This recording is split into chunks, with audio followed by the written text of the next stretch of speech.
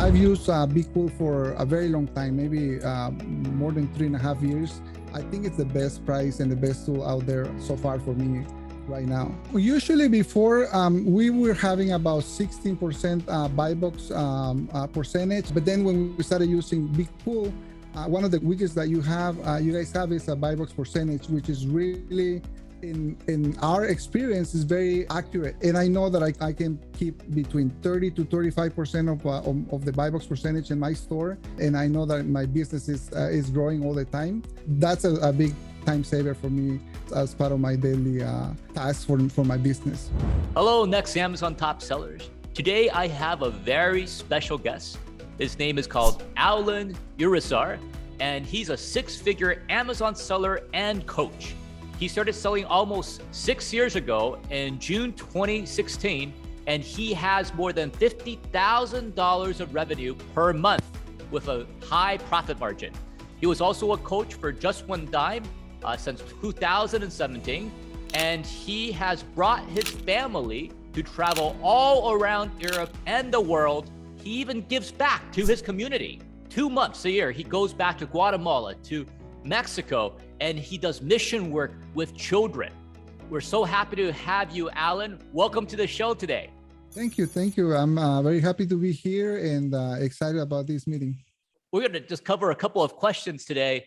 And Sure. Why don't we start talking about you first? How did you get started in your Amazon business? Okay, sure. Well, I started my Amazon business around 2016.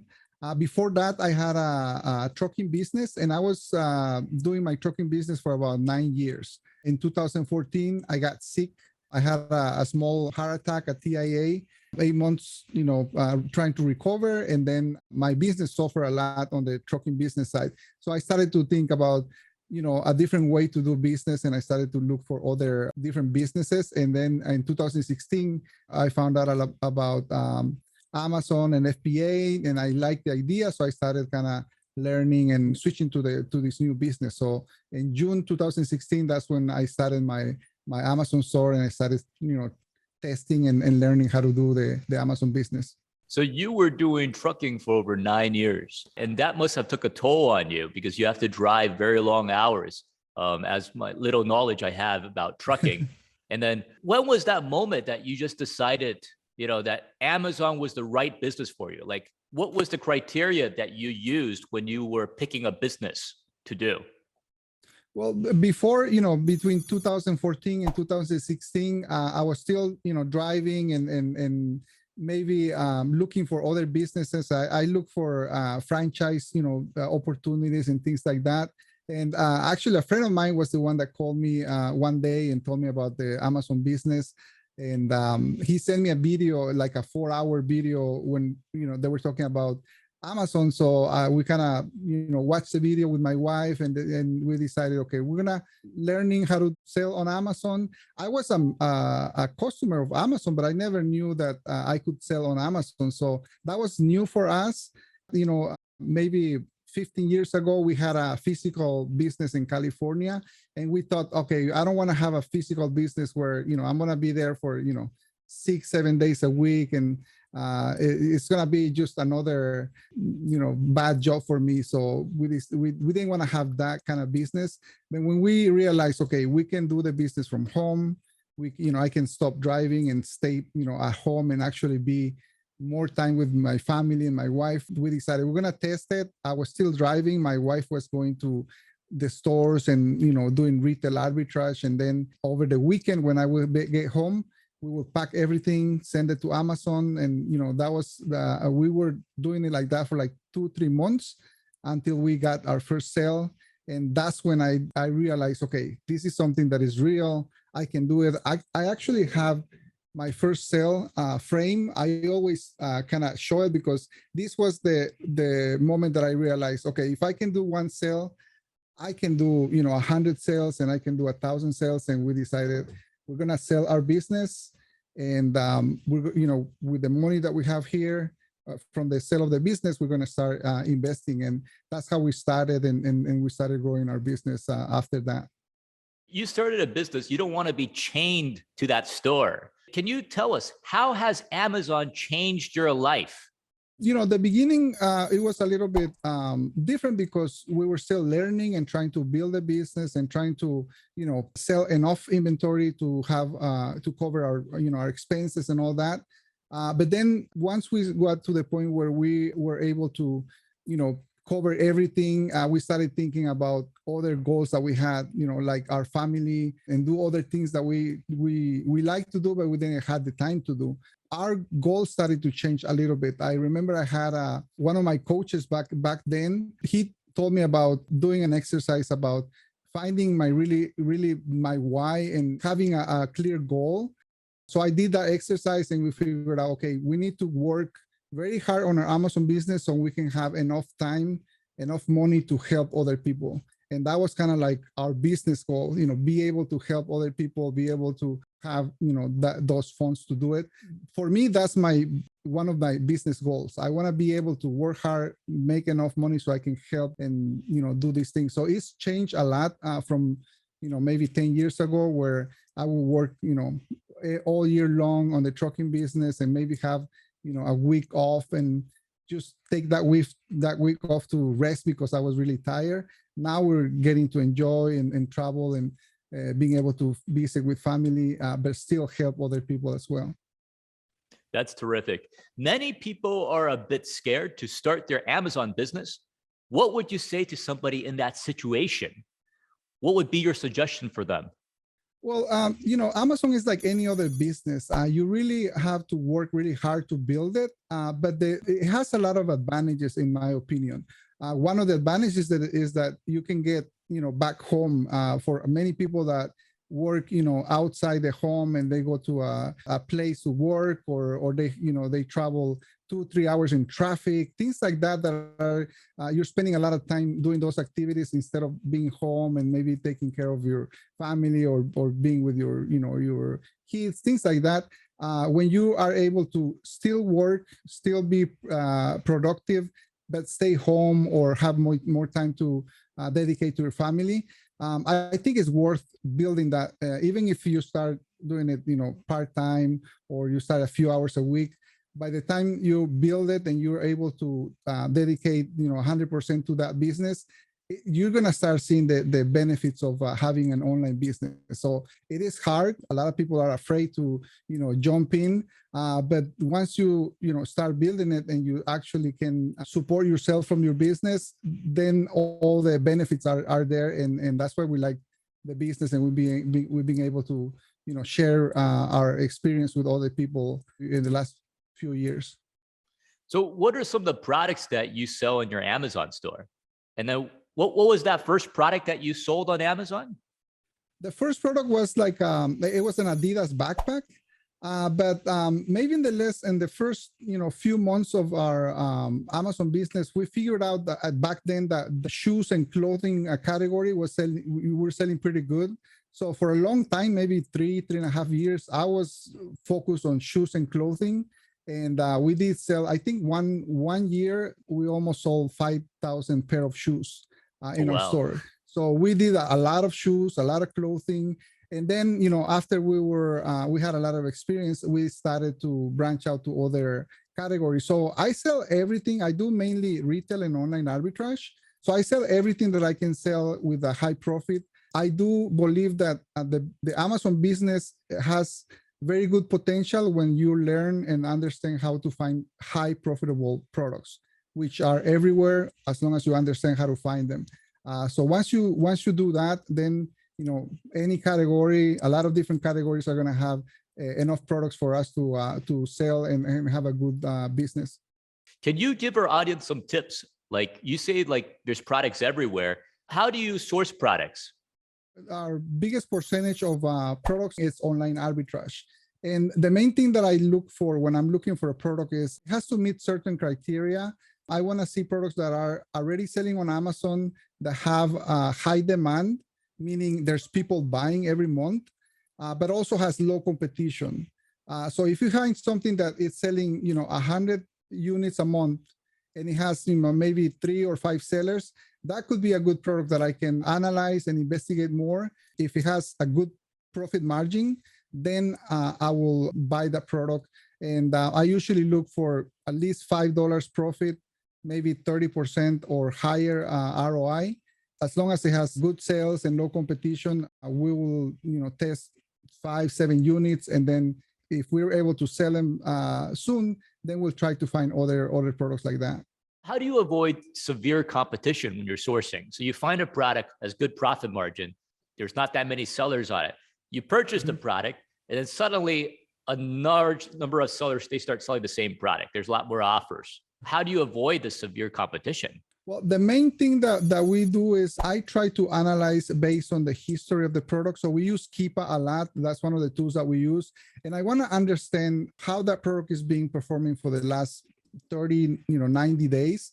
And most of the time, if the product is being selling pretty good for, the last 90 days, I know that I could expect the same, in the next 60, 90 days. So I will jump in on that product. I'll buy it. And usually I'm not afraid of competition. Like you said, if once we are in the listing, we get a lot of a competition. Most of the time I will wait for them to, sell their products, get out the listing, because I usually know that if I'm sure that the product is performed good in the past, and then I have my repricer and my rules set very good, then I can wait, for 3-4 months for me to sell that product and still be profitable. So I don't really compete with low sellers, or I don't mind price wars, because I'm going to stay on my price until I know I can sell it for a profit. So it's kind of like you use data and you know that this product is going to sell based on the criteria that you set. Even if it's competitive, you know that you're going to get that money for that product. Exactly. Yeah, we use a lot of data. We do have a lot of analytics that we use. And by the time I decide on a product, it's because I've analyzed it very well. I do have a tool that helps me do the analytics and make sure that Amazon is sharing the buy box, that there's not too much competition, how much inventory all the sellers have. So there's a lot of criteria that we kind of go to be able to decide if it's a product that we're going to buy or not. So what are some of these tools that you use for your business that you mentioned? Well, the main one is called Keepa. That's going to give you a lot of historical data. And then at the beginning, I was using a lot of different, tools. I was using Repricer and how many extension. About maybe 2 years ago, I decided to build my own tool. So we started working with a developer team building a tool. It's called ROI Scanner. And that's basically a combination of a lot of tools that you need in order to analyze a product a lot faster. So now I use ROI Scanner. That's going to give me a lot of data, a lot of information. We're integrated with Keepa, so it gives us all the Keepa data that we need to be able to decide, okay, this is a good product. And then I can use that same tool, not only on Amazon, but I can use it on Walmart and Target. And I'm, browsing for products in other stores. And I'm looking at the Amazon data right there. And then when I decide this is a good product, I'll just buy it. And it makes my process a lot faster. And I'm, sometimes I'm able to buy that product before it goes out of stock or something like that. We'll tell our audience more about this tool as well later. So we're wondering, do you use a repricer in your business, or how has that helped you? We started using a repricer about maybe 7 months after we started selling on Amazon. We saw a really fast increase on our sales. We started to use, BQool back maybe mid 2017. We saw about between 15-20% on our increase on our sales. And then throughout the years, I've had the situations where, we're traveling for, a few months out of the year, we run out of inventory. So by the time we come back home, we start building our inventory back. And then a few months later, once we have enough inventory, we turn on the repricer and we can see the sales increase a lot faster. I've used BQool for a very long time, maybe more than 3.5 years. I went to another repricer for a few months. I wanted to test a different repricer, and I kind of got the same results. I like the UI of the other repricer, but then the pricing of BQool, it's really, really good, because most of us, and I know that might not be an ideal situation for you, but most of our arbitrage sellers are between maybe 200 and 800 or 900 ASINs, which is good enough for the low entry service of BQool. So I know a lot of people, and I've recommended a lot of people to BQool because as far as pricing with the technology and the results that you can get, I think it's the best price and the best tool out there so far for me right now. We want to make the Repricer affordable for all the sellers. So we have a different range. So we really want to help as many sellers as we can. And we're able to offer this price because of our large customer base as well. Exactly. So my question is for you is, has your buy box percentage improved since you start using BQool's Repricer? And if so, like what was your buy box percentage before and then afterwards?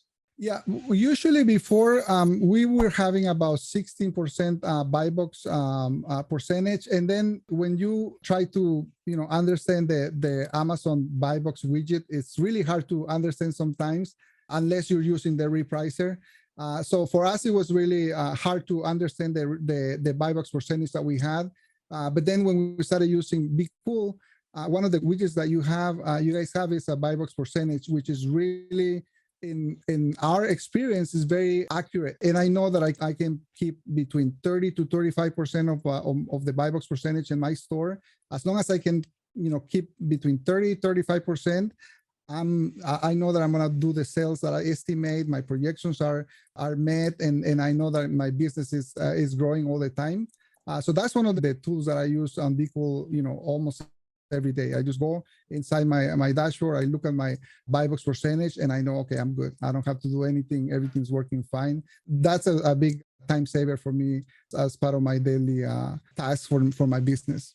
So for you, like how much have your total sales increased since using the BQool Repricer?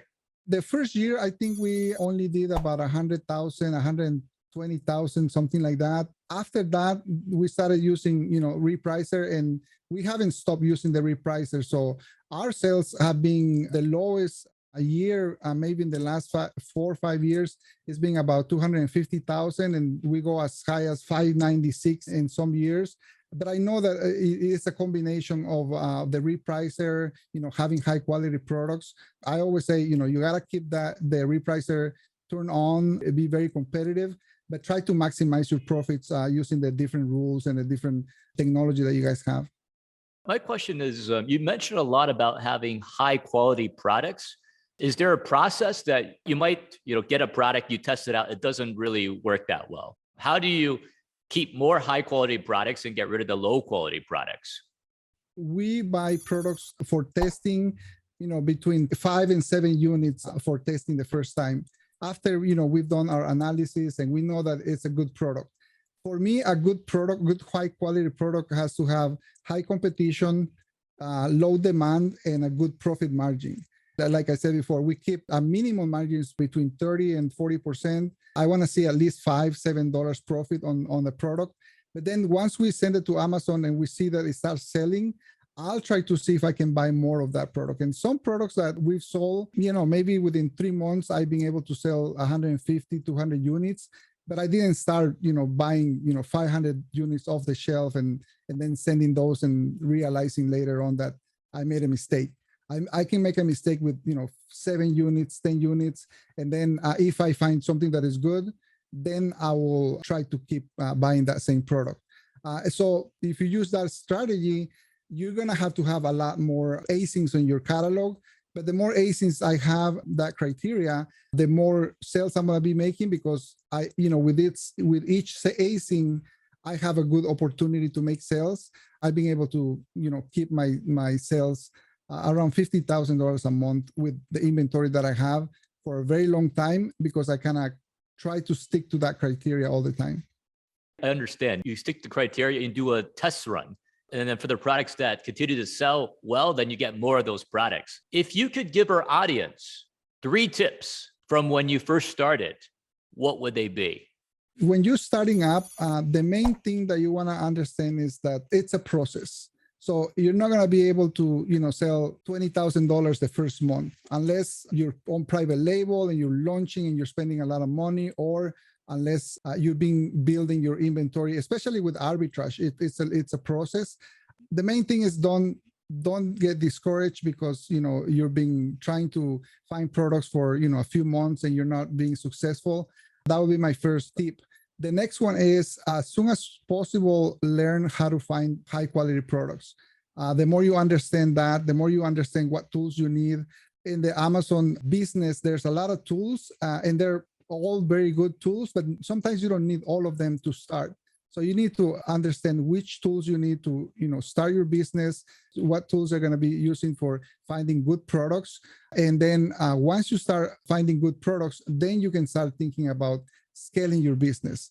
Because a lot of people, they want to know, how do I sell $100,000 a month? Maybe they're not in the position to buy enough inventory for $100,000 a month. So you have to kind of go in steps. I usually talk about 3 different levels of goals that you should be creating in your business. Your first goal should be understanding how Amazon works to be able to make your first sale. Once you learn how to make your first sale, then you can start thinking about, okay, how do I automate my business with tools like BQool to be able to get to maybe $5,000, $10,000, $15,000 a month. Once you're at that level, then you can start thinking about, the $40,000, the $50,000 a month, but you do it in steps gradually, where you're moving forward all the time. It's not something that you're making a very unrealistic goal. So that would be my tips for anybody that's starting to start. It takes time. It's hard, but it's worth it. And then you just kind of have to learn how to build it step by step. I love that. I read in some of your teaching material that, you don't want to be comparing yourself with other people. You're in a race to compare against yourself. And as long as you're progressing in the right direction, as you mentioned, that really resonates, with me personally. Now, you've been a serial entrepreneur since a very early age. So if you could go back in time and tell your own 21-year-old self something, what would that be? I would say, be patient. And one thing that I learned, it can be a very easy tip. Like most people won't really consider that a good tip. But I learned early on that I should focus on learning one business model. And as soon as I started focusing on arbitrage, because at the beginning I was doing everything. I mean, I would watch a video talking about liquidation pallets, and next thing I knew, I was buying a pallet or 2 pallets, and then I will hear somebody talking about wholesale, and I was doing wholesale, and I was doing private label. So I was all over the place. It wasn't working at all. I learned, okay, you should focus on one business model. You should start, small, and then, do your testing and then scale. And I started doing that. And then that was a big change for me. Maybe from the first 3-4 months of selling on Amazon, once I learned that and I started focusing, I started seeing success. So I would say be patient, but focus on one business model. Once you learn one business model and it's working and you're making money and you're supporting your family, then, you can learn other models. There's a lot of different models that are very good models to sell on Amazon. But sometimes when you don't know what you're doing and you're trying to do it all, you're not going to have a lot of success. So it's about focusing and trying like one business model and doing it right. Right. Seeing if you get results. If someone is starting their Amazon business right now, because it's quite saturated, there's 2.5 million sellers on Amazon, what would you advise them right now? Again, depending on the business model that you're trying to do, focus on that business model. If it's whether it's private label or wholesale, or there's a lot of different business models, but focusing on one and learning how to do one until it gets your results, even if it takes you a few months, maybe 4-6 months to kind of understand that and start building your inventory, it's worth it to focus on one business model. So I would say, just focus, just be patient, because once you understand everything and you have some experience, maybe a few years of experience, when you talk to other sellers that are having the same experience, the business is really very easy to do once you understand it. The problem is, getting to the point where it feels easy for you. So you have to be committed to building the business. And of course, online, we're going to find 1,001 different business models. And sometimes I think that they all work as long as you put in, the work and you understand it and you build it. So I would say just focus, be patient, and go from there. Allan, you have different businesses. You have the software business, you have your Amazon business. What worries you or keeps you up at night? To be honest with you, the only thing that worries me is that a lot of people don't have the right information or the right knowledge. There's a lot of information online that is misguided, and having all this information, sometimes it's, it kind of hurts us a little bit because we have access to so much information that we're trying to do everything. One of the things that worries me is trying to provide people with the right information and step by step, very patiently showing you how to do something that is going to give you good results. So I try very hard to be very transparent and provide information that is very detailed. It's worrisome, and I try to, help as much as I can in that area. So I'm wondering, like, for your business, like, you must have scaled up, right? You started selling when you're driving the truck, and then you sold your first unit after 2 months. Then you start doing this full time. How did you scale up? Like, what was the process for you? Well, I started the business, me and my wife, we started by ourselves. Actually, my wife was the one that started, kind of scanning products and going to the stores. I was driving, and then we were packing together. Then once we started working full time in the business, because it took me about 7 months to be full time in the business. So once we started working full time, we started learning how to scale, started having virtual assistants, which are people that help us, in different areas in the business, mainly finding products and sourcing, looking for products. Then we started adding people to help us buy products, in different areas, different cities in the US. So we have a couple of people that help us, buying products and building our inventory. We learned about prep centers, so we started adding, prep centers. So it's been evolving to a business where it's not just me and my wife anymore. We have teams of people or companies that help us kind of keep the business going. We have a lot of VAs right now that work with us.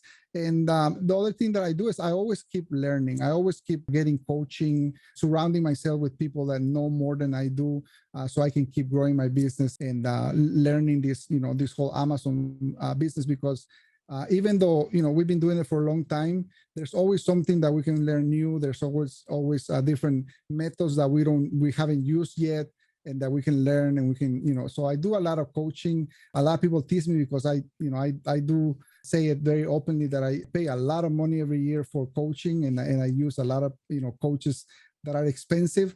But that's because, I like to learn, and I like to building my business and growing my business every day. It's absolutely awesome. I know you learn directly also from Seth from Just One Dime as one of your mentors. And also there's other mentors out there. I'm wondering, for your business, now that you've scaled up, which part can you outsource and which part do you need to do it yourself? The parts that we outsource is we have BAs that are looking for products. Some of our inventory, it's done through prep centers. We do have tools and software that help us kind of automate a lot of things that we do. But our main part in the business with my wife is running the accounting, working with our accountant, running the everyday, side of the business, making sure that, Seller Central is in good standing, a lot of different things that you have to do every day to run your business. But we do have a lot of help, and mainly it's going to be, people that are helping us, do certain tasks, and a lot of software applications, a lot of tools that help us kind of automate the business as well. So how many hours do you put in your business every week now? And then how is it compared when you first started? For the Amazon business, I probably don't do a lot of hours anymore. I do a combination of, I have the software company that I run. I have my Amazon business, and then I have a coaching business where I teach, other people how to start and, create and scale their Amazon business. So a combination, I usually do maybe 10 hours, 12 hours when I'm at home. I do work a lot, but if I was going to say only Amazon, maybe I'm working, 3-4 hours a day on that part of the business. How do you split your time with, the coaching business, with the Amazon business, with the coaching Amazon similar, and also with the software business? Well, the main thing that we realize in our new, Amazon and, new different businesses that we have is that we have the freedom to do whatever we want when we want. And, so for example, some days I will work all day long, nonstop, maybe just kind of like, taking breaks for, lunch and eating and things like that. But some other days, we go out with the family, we go out to the mall on a Tuesday, we can take the whole day and spend it with family. We travel a lot to different, places besides the 2 months that we go out and help. So it's not like burning myself working, 12 hours a day for a long time. It's we got a lot of breaks during the week to do different things. So when I sit down to work, or when I have a day that I'm working 100%, I don't feel it as much, because there's other days where I'm going to spend a whole day or a whole afternoon just with the family, or traveling, or doing other things.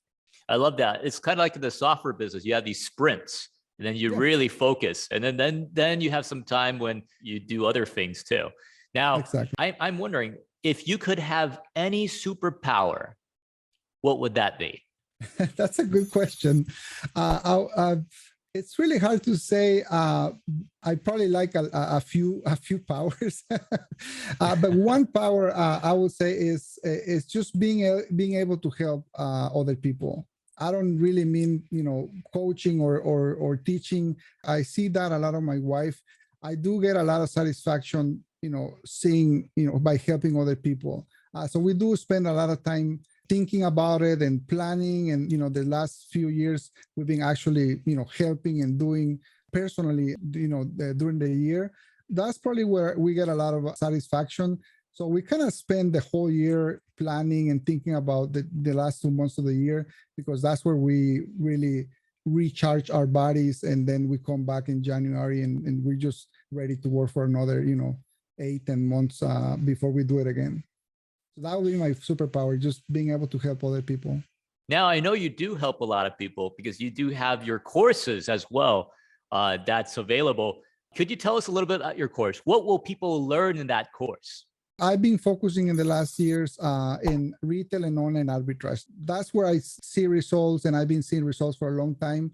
I try to help people, teach them how to do that same model and have success. So from anybody that is either starting up, or somebody that is being selling on Amazon and they're not really seeing any success, and they want to do retail and online arbitrage, we teach them. We have a training program where we teach them from the A to Z how to do that. We like to help them, and we do a lot of support to them. We have private trainings and all of that for our community.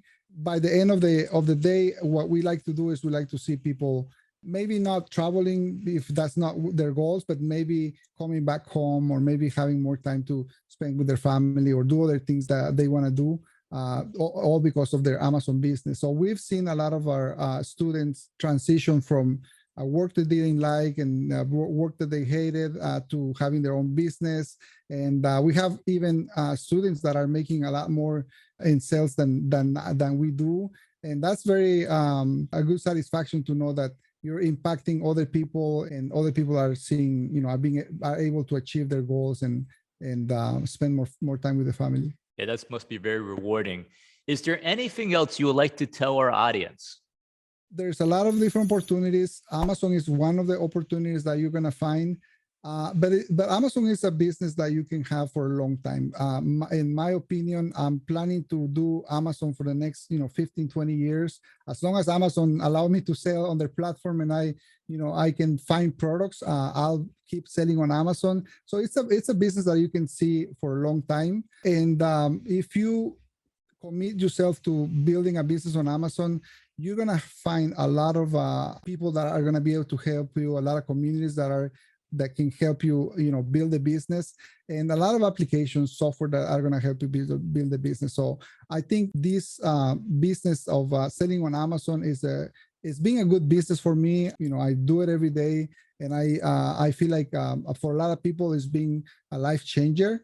If you're ready to start doing this business, you'll find a lot of good advice, and a lot of good software tools that are going to help you build a business.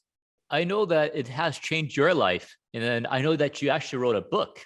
Why did you write a book? One of my goals, and I think that was a personal goal, I wanted to write a book where I could, again, the same thing, try to reach people that are looking to start an Amazon business and kind of give them my, the steps that I took to build my business. So I wrote a book. It's a 9-step strategy to build an arbitrage business on Amazon.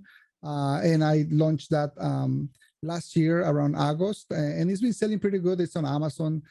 So it's, Amazon kind of takes care of the marketing and all that. It was a good experience for me. It's a small book. I don't know if you can see it right here. My goal and my wish is to help as many people as I can changing their lives and building a business on Amazon. For our audience, go check out Allan's course. It's specifically designed if you're Spanish speaking. The course is called Éxito con FBA. And also follow him on his YouTube channel, and that's Allan Urizar. That's Urizar. And you can find his book as well in the same name. And you'll also join his Facebook group. Muchos gracias por tu tiempo, Allan. Thank you very much for having me. It's been a pleasure talking to you, and I'm very humble that you've been able to follow my story. I know you don't speak Spanish, so it's an honor that you've been able to learn about my story and all that, because a lot of the things that I do are in Spanish, or most of the things I do are in Spanish. So thank you very much for taking the time and learning about my story. Thanks, Allan. Adios. A la próxima vez. Hasta la próxima.